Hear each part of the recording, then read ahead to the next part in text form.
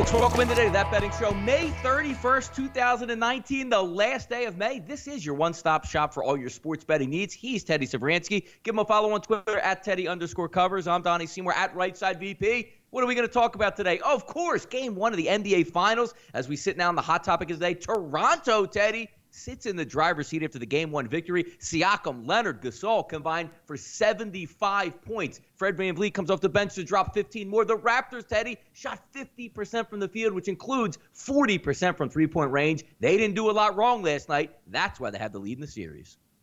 Oh, yeah. I mean, Toronto played about as well as they can play.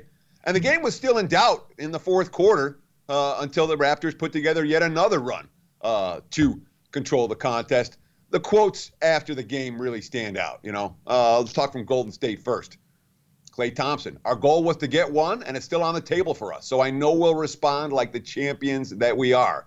Draymond Green, quote, we didn't play very well tonight at all, and we still had a chance the entire game. And it was a great atmosphere. This is a team or a city or a country that hasn't seen a finals ever here, so we expected it to be a great atmosphere, and it was. But we can still play better. I know we will. Our transition D was horrible. You give guys those type of shots and they get comfortable, it's a different beast. Steph Curry, you can't give Siakam any dare shots. You can't give him any straight line drives to the basket. That's just an effort thing we can all be more mindful of. And look, Siakam was a difference maker last night. He was the best player on the floor for extended stretches. And that's what Toronto needs if they're going to compete and win this series. Of course, total-wise, last night, the pace was relatively slow, but the rest were calling fouls, and both teams were making free throws. 56 of 63 from the free throw line, throwing 25 made threes, and the game went over despite an under pace. Yep, no doubt about it. Threes and free throws certainly to help that out. The one thing I was waiting for, Teddy, is we never really got that true Golden State run that we figured we would get between the third and the fourth quarter where they would go on maybe a 10-0 run and take the lead. Credit Toronto for actually countering that. If we take a look upcoming, Teddy, we're going to review the game a little bit later, but just getting a quick preview price. Opened up this morning at -1.5, Toronto the favorite, and now sitting at 2 at most outlets here at SBRodds.com. Interesting to you, Teddy? So I don't get shocked by openers very often. I really don't. I was shocked by this opener. I thought Golden State would come the favorite for Game 2, and I thought they'd take money. I thought it'd be Warriors -1.5, -2 at the opener, and maybe -3 at the close. The wise guys really like the Raptors in this series, and that is clearly evidenced by the Game 2 point spread, a game that we'll preview in just a few minutes right here on That Betting Show.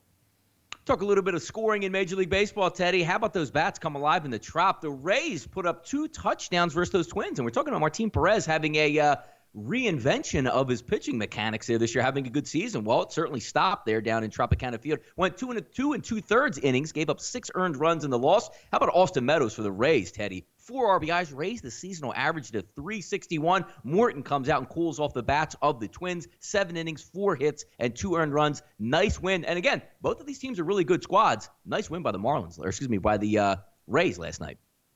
Yeah, and the Marlins are playing pretty good ball too, but yesterday was all about Perez, who has been great and who was not great yesterday. His quote, one of the bad outings, it's going to happen, we're not perfect, which, I mean, that's the truth, but you don't want your pitcher to say that. And Morton, on the other hand, I felt pretty good. I thought I had all my pitches working. The guys swung the bat awesome. They played awesome defense behind me. It was a great game all around. A lot of Minnesota's hot start has come against bottom feeders. The AL Central is garbage this season. Minnesota's been blowing them off the field. As they step up in class, I wouldn't be surprised at all to see the Twins cool down. We saw some of that yesterday at the Trop in Tampa. Yep, we'll take a look at a little bit more Major League Baseball a bit later in the show here on Watch What You Bet. Let's take a look at some action here now, Teddy. It's never too early to talk football. You know me and Teddy have been going over on That Betting Show NFL teams day by day, but let's talk a little bit of college football, a little bit of a national holiday, so to speak, out there in Las Vegas as the Golden Nugget releases their 100 Game of the Year lines. Now, we see some of the bigger games, to open the season, Miami and Florida, Auburn, Oregon, Ohio State, Michigan, and even down to the Army versus Navy game. The one question I have, Teddy, because I know you have a pretty good background on this, but we could talk about finding value in these games, even if we don't really know what the depth chart is, because I know a lot of people are betting these, and a lot of these lines are already on the move. Yeah, I mean, again, don't be fooled by the line moves. It doesn't take many bets to move a line significantly. And I'm going to go through a whole bunch of them right here. where the early money said, all right, you're slightly off on this team, you're slightly off on that team. We're going to pound this line into the shape that we think that it should be in. But in terms of super strong opinions from bettors, no, it's not there just yet. Let's talk about some of the big moves. November 6th, Utah at Washington. The Utes opened 8-point dogs. Now they're 5.5-point dogs. Money coming against Washington. Money coming for Houston. Washington State -10 to -7. And Iowa State pick 'em to Cyclones -3. Ohio State money going against them in both the Nebraska game and the Michigan State game. Money for TCU against Texas. Money for Houston. A couple games where money's coming against for Houston against UCF. Georgia took money against Florida, and on down the line. I mean, there's a ton of these. And this is something the Nuggets been doing, since 2007. The South Point, with Chris Andrews' health problems, they have not put up early lines this year. They'll put up lines at some point, but right now it's the Nuggets party, and yesterday was kind of a wise guy holiday. If you're in Vegas, if you ever get the chance to be in Vegas for one of these opening events where the lines come out, whether it's Super Bowl props or college football games of the year or whatever it is, it's kind of cool to go and hang out and watch the biggest and best bettors in the world lay down bet after bet after bet attacking the opening numbers. Yeah, it is kind of interesting because you do see, some margin and movement there. But, as we know, the recreational bettor is not probably going to bet the game till the week of the game or maybe even the day of the game. Real quick, Teddy, when you take a look at betting some of this all-season stuff, just from your perspective, if you were to place a wager on a college football game this early in the season, what are some of the things you look for? Is it coaches getting their teams prepared for, how well they open up against, or how well they played against top 20 competition? Is there any little tidbits that you might be able to give to say, you know what, if I'm looking at a game, here's what I want to see early in the season? There is one reason to make a bet now as opposed to waiting until August or September or the week the game is going to be played. The only reason to make a bet now is because you see a line that you don't think is going to be there, and then you jump on it, especially when that line's around a key number. When it's around 3s and 7s, you grab the 7.5 or you lay the 2.5. That's the only reason. Otherwise, there's not any urgency to get involved in these numbers. And that's why after the initial flurry, you're going to see a bunch of these lines move. The first 24 hours are a little bit crazy. After that, they kind of sit there all summer. So if it's not, they'll move slowly, but there's no one day that all of a sudden you see, oh, wow, a whole bunch of lines just moved. No, so it really comes down to, is there a number that I want to get now that I don't think is going to be there? And it's definitely worth noting, when the markets start moving one way on or against a certain team, it tends to stay moving in that direction until proving otherwise. So if you saw a little line move on a game you're interested in, maybe you get on board now because you can anticipate there may be more money following that initial line move.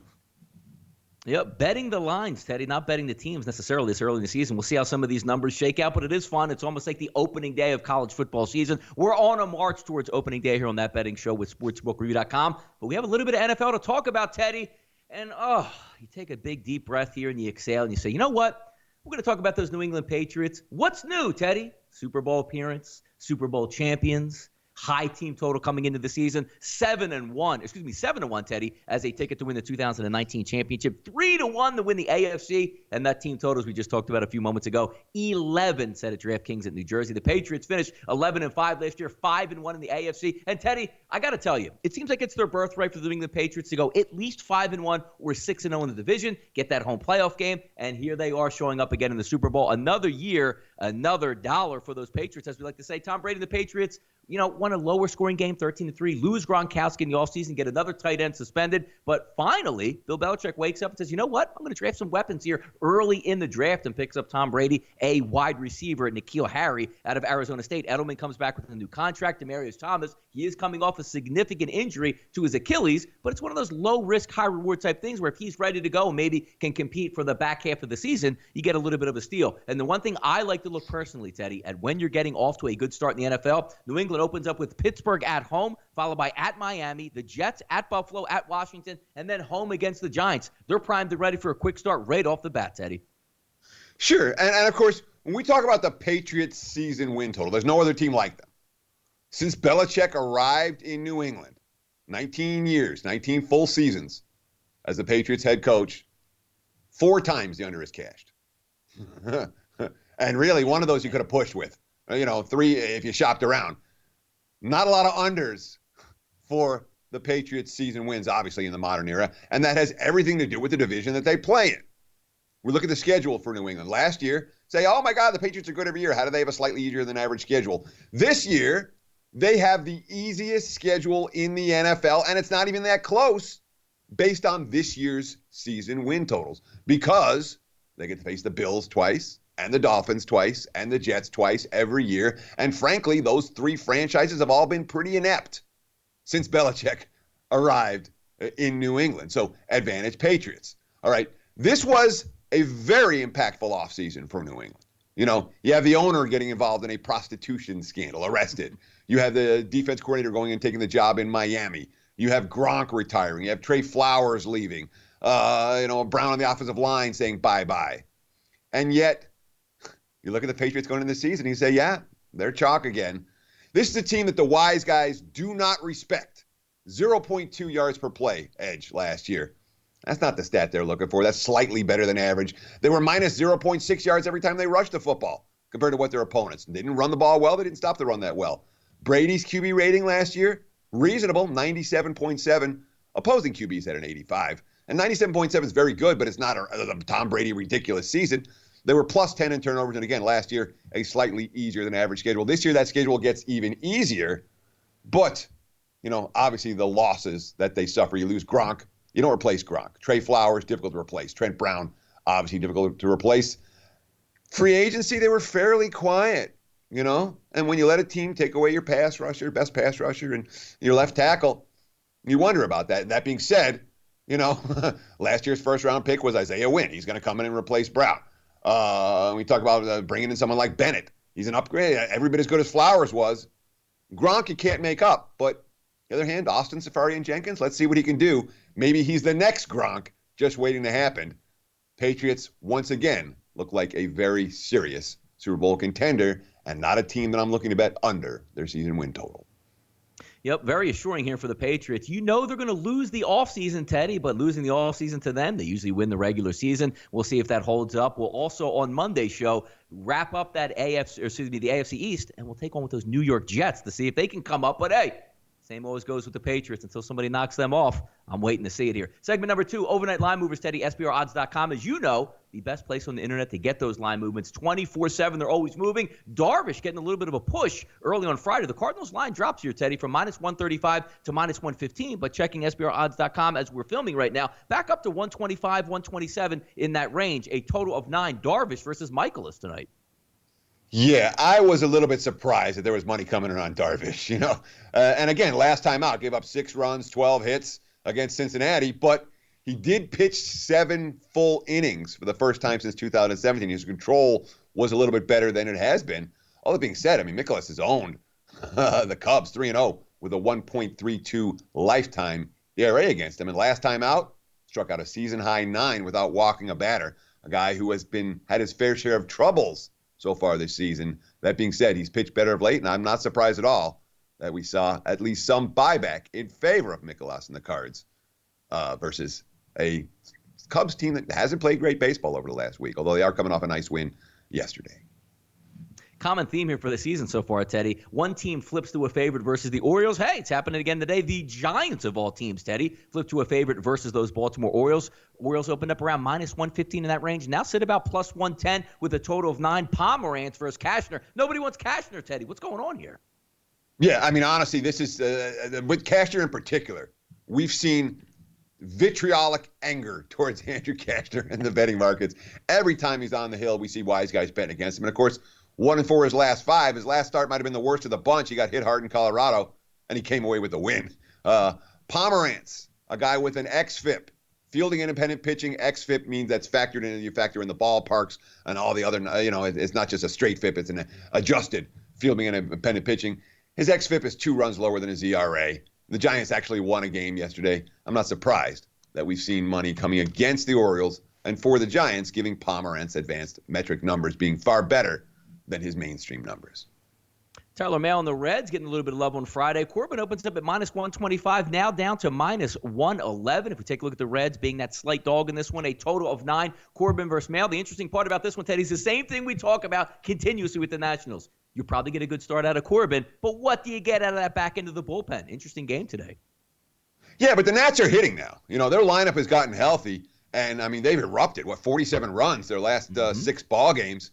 Dave Martinez. We had guys injured. We had guys come back. We had guys that played that just needed to play games, and now things are starting to click a little bit, and they're starting to play. Our lineup's got some length now, and we're starting to extend some innings. So that might be a buy sign on the Nats, but the markets don't care about that. What do they care about? The advanced metric stats. You're talking about Mahle, his batting average on balls in play, 318. That can only go down. His home run rate, more than 20% of his fly balls have gone out of the park.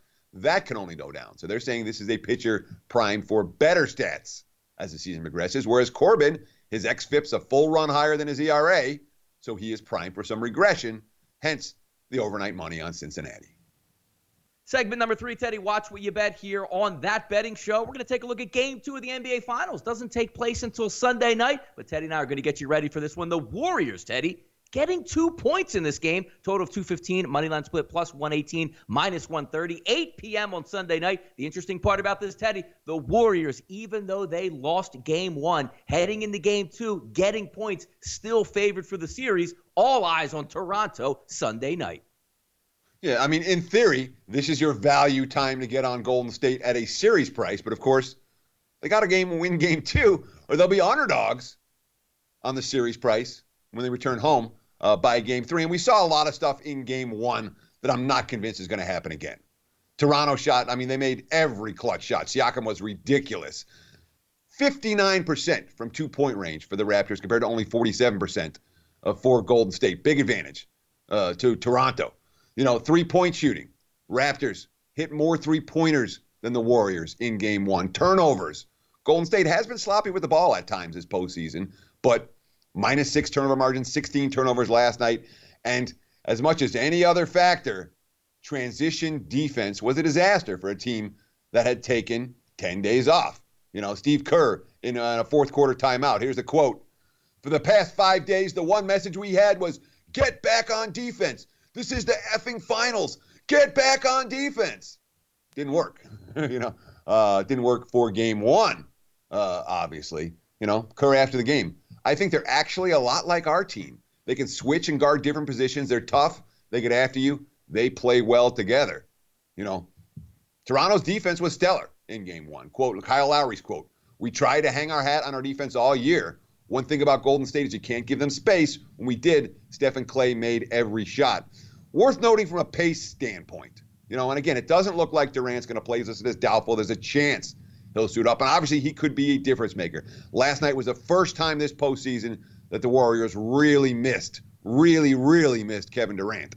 But we talk about the pace for Game 1 was relatively slow.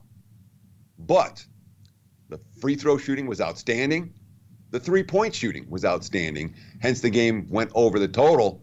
Golden State's talking defense. Toronto's talking defense. The pace wasn't that good. My initial Game 2 lean is towards the under rather than either side. Teddy, how about this off the mic we're going to talk about here? Forget about pulling out the outright winner. How about we settle for no ties here? An 8-way tie in the spelling bee last night. And the only reason I know this is because it was winding around Twitter and social media last night, the Scripps National Spelling Bee. The one good thing, though, Teddy, usually if you win it, you get that nice little cup prize. They cut you a check for 50 G's. All 8 kids going to get the 50 G's in this one. But one contestant, Teddy, actually had the right frame of mind. This would never happen at my bee, said Raul Walia, founder of the South Asian Spelling Bee, where Soam defeated Abajay for the title last year. They need to use harder words. These words are available. Amazing, Teddy. 8-way tie. What are we teaching these kids?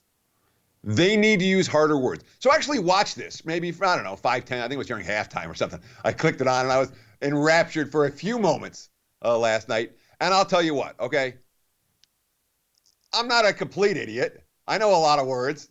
I didn't know one word. I wouldn't have been able to spell any of them. There's nothing. So I'm like, these kids, these poor kids spend day after day, week after week, month after month, sitting alone in their rooms, memorizing the dictionary. I can't think of a bigger waste of time. But all that being said, every kid was getting every word right. They could have gone 500 rounds. It wouldn't have made a difference. These kids memorized the dictionary. That's a hell of a task. Kudos to all 8 of you, and I'm glad y'all get the 50 grand. Good for you. There you go. Not wasting your time. Something we like to do here at That Betting Show for May 31st, 2019. Your one-stop shop for all your sports betting needs. We're heading into June. Teddy and I will be back on Monday to recap what happened in Game 2 of the NBA Finals and catch you up. Once again, thank you for watching. He's Teddy Svaransky. Give him a follow on Twitter at Teddy_covers. I'm Donnie Seymour at Right Side VP. Have a great weekend. We'll see you back here on Monday.